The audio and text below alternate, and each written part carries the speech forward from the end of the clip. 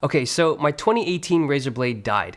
This was a device that I used for a lot of 2018 and the vast majority of 2019, and it finally died. It was through no fault of the device itself. I had it on the kitchen counter, AC adapter was connected, and I yanked it by accident. The whole thing went on the ground, and the left fan completely stopped spinning. It now has error messages on boot.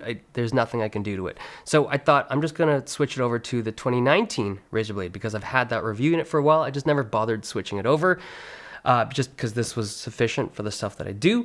But then I thought, why not take this opportunity to look at all the other options that I have in like the vault of review units that I have. So here's the thing, whenever I tell anyone in videos or on Discord that this is my laptop of choice, people say, why do you go for this? Why do you go for the Razer Blade when there are so many other devices you have access to that are either more powerful, they have better cooling, better battery life, etc.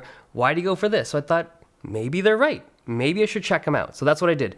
The first device that I checked out was this one. This is the Acer ConceptD 7. Now, I never did an official review on this thing. This was a device that was sent to me really early on in the product launch cycle. I'll just put it down there. He's dead anyways. But I never did a review because it was just a very niche product. But I did mention it in my content creator video for having an excellent screen. I actually think this is one of the best screens you can get on the market right now for just content creation. It's very color accurate. It's bright. It's a great 4K panel. However, when I set everything up on it just to test this thing out a little more thoroughly for what I wanted to do with it, it had two problems. Number one, it throttles. I don't need like insanely good thermal performance because video editing isn't like, it's not the toughest stuff in the world, but it throttles a little too much for my taste. And secondly, the NVMe drives in here are improperly cooled. I don't know why they made a device like this where it's clearly designed for content creators, right? It's a white fancy laptop and they market it as a content creation device.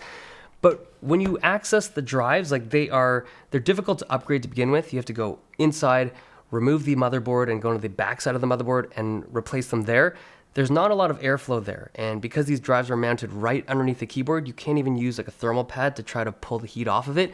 So you're basically stuck with these drives that overheat. And when I offload footage onto this computer, like if I take one of my red cards and just dump it onto here, halfway through the transfer, the speeds drop because the drive is way too hot. So this thing was unfortunately out of the race.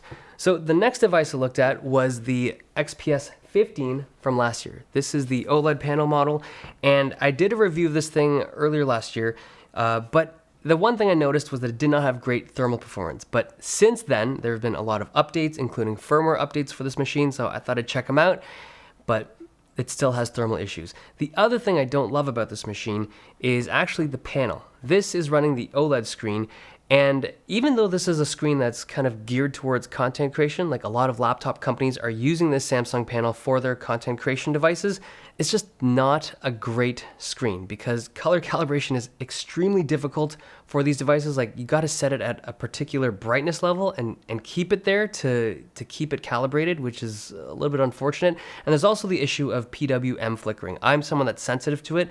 I didn't think I was, but when I use these devices for an extended period of time, like literally 4, 5, 6 hours sometimes, at a stretch staring at the screen, I notice my eyes getting very tired and it's just not a great feeling. So I couldn't use this. And this issue with these OLED panels affects every OLED laptop. So the XPS 15, the Alienware M15R2, like I also have an OLED panel in this thing. This was out because of the OLED issue. And then even the Aero 15. So this is again, a device I never did a review on, but this screen is one of the best OLED screens on a laptop. It's the same screen as all the other ones, but they've calibrated it really well. And they've actually locked the brightness on this thing so you can't bring it up to the same kind of brightness as other devices. And I still have issues with eye strain on the Aero 15. It's unfortunate because it's a really solid device overall, but I just can't seem to stare at OLED screens on laptops for an extended period of time, at least not with the current Samsung panel. So here's the thing. Display is important to me, right? I think when you're doing video editing, it's got to be reasonably color accurate, and I do like to play games, so I'd prefer like a high refresh screen, but I even looked at the MacBook. So I don't love this device. This isn't mine. I had to bring it in just for this video, but like the 16-inch MacBook this year, they fixed the keyboard, they improved the thermals, and it's got a great 16-inch screen, but I just can't do it. I like my games too much, and I also don't love the value that the MacBooks offer right now. Okay, the last thing I took a look at was a Razer Blade 17. This is a super heavy device. I kind of forgot how heavy this thing was. Like, I did a review on it, but I tried this thing out for, I think, 4 days. 4 days as a daily. Like, I bring it to work, bring it back from work, and it's just way too big for me. I like the idea of it. It's just, like, the 17-inch screen doesn't provide that much of an advantage to me, like, especially because you're still at 1080p. It's a nice device, and I like the idea of what a bigger screen would offer, but, like, it's heavy. It's like you got to be swole to bring this guy around. So in the end, I went for the 2019 Razer Blade. There's a lot of stuff I dislike about this machine. If I'm being honest, like, I don't love the keyboard. I've complained about this thing for so many years. That right shift key kills me. I don't like Razer Synapse. And thermally, like, it's good. It's just, there are ones that are better. But I don't know. It's weird, right? When you think about content creation devices, there are so many companies out there that are making these, you know, quote unquote content creation laptops.